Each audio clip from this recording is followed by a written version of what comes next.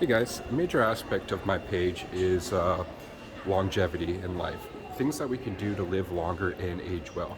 Like for example, I'm walking through around this mall and I see old people, and some of them are very mobile. They're walking around and they look good, good posture, and healthy in their older years.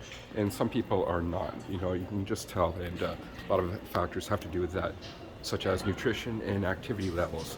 So this video, I'm going to address what are some common factors that you can do to essentially live longer, healthier quality life? Isn't that the important thing? And isn't that something that we all should aspire towards? And some of the things I'm going to mention are very common sense, things that we all know. For example, get out and being active, fresh air, sunshine, and nutrition. But these are also some of the things that we forget in our daily routines. If say we're working a lot and we're caught up in distractions, or like a family life and everything else, sometimes we don't get enough sunshine. Sometimes we don't get enough fresh air or eat as well. And I'm guilty of that myself. So that's why I'm sharing through experience. But the first thing I'll address, which is the major one, and I won't go too far into it, but I have to address it, which is just nutrition. Now, for nutrition, it's important to have the right amount of calories. That's the most fundamental. Like, it's like a pyramid. The base of the pyramid is having a good amount of calories, but obviously not too much calories. Too much calories, you'll get fat, right? And it's more for the body to process, and it weighs you down in the end. But on the other side, not enough calories, you're not going to get as much energy and nutrition to be active. And obviously we want to be active because that is another factor, which I'll also address. And on top of that, we need things like carbohydrates, proteins, and amino acids, that type of thing, to like fuel our body, essentially, to do things, to be active. And on top of that, things like vitamins, minerals, micro and macro nutrients, and these help facilitate body processes that make us live healthier, like things that to just live in general. We need these vitamins and essential nutrients. But as well, there are other compounds, these are the things I want to address here, because the other things I just talked about are like common sense, right? But there are also other types of compounds, like flavonoids and like things you find in spices and teas and things like that have like anti-inflammatory effects. And the one thing that shows that if we won't live as long if we're under a constant state of stress and inflammation process, right? So if we can eliminate that, and a lot of these compounds that are in like things like turmeric and ginger and cinnamon and things like that can help with longevity. So that's the one thing I want to throw out there with you guys. Now, I'll move on from nutrition, because nutrition, there's plenty of information out there. I don't want to make this video just about nutrition. I could talk 30 minutes about that.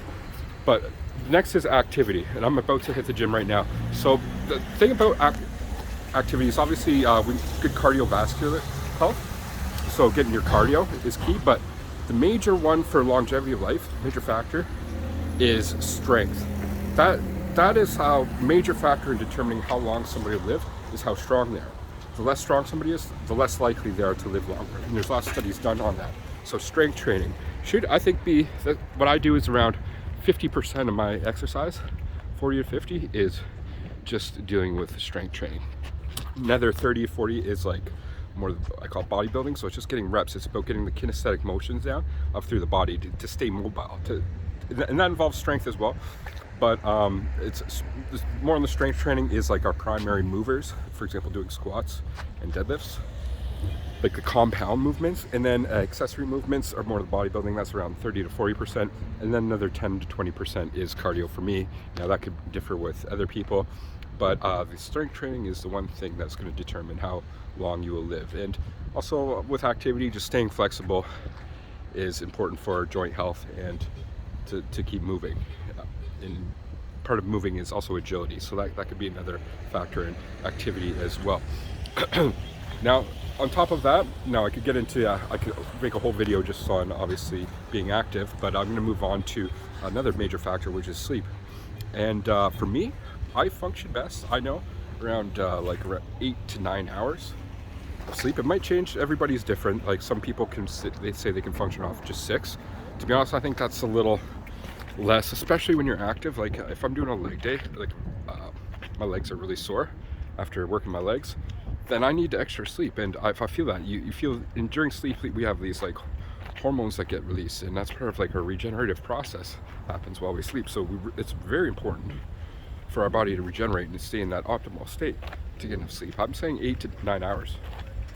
You might say 9 hours, that's a bit too much, but when you're active, it's really good to have at least on a rest day to get, like, to have a nap even midday sometimes. That could be that extra hour right in there. And I mentioned like things like fresh air. Could be as simple as leaving the window open a crack, like while you sleep.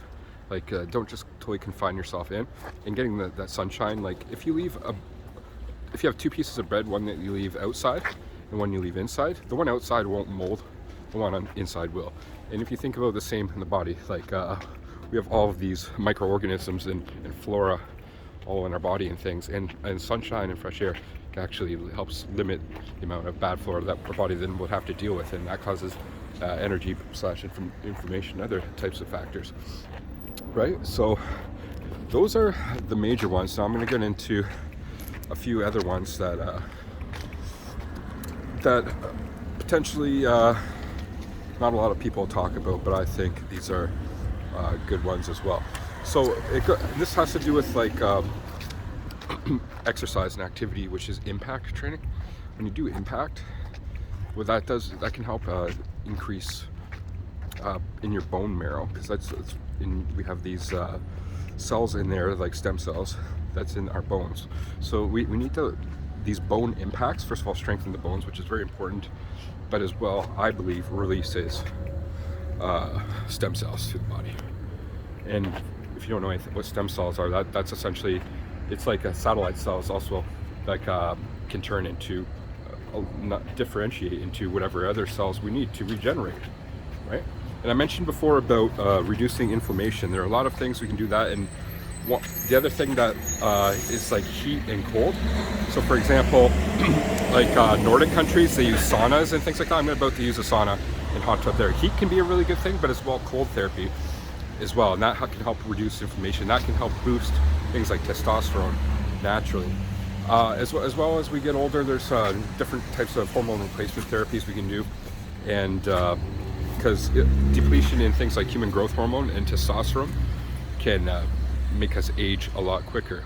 Because as we get older, our body's not producing it to the same extent. So if you're like in your mid 40s and you think that you're getting decreased in energy and recovery's not as good, maybe getting a blood test done and seeing if your T levels are low.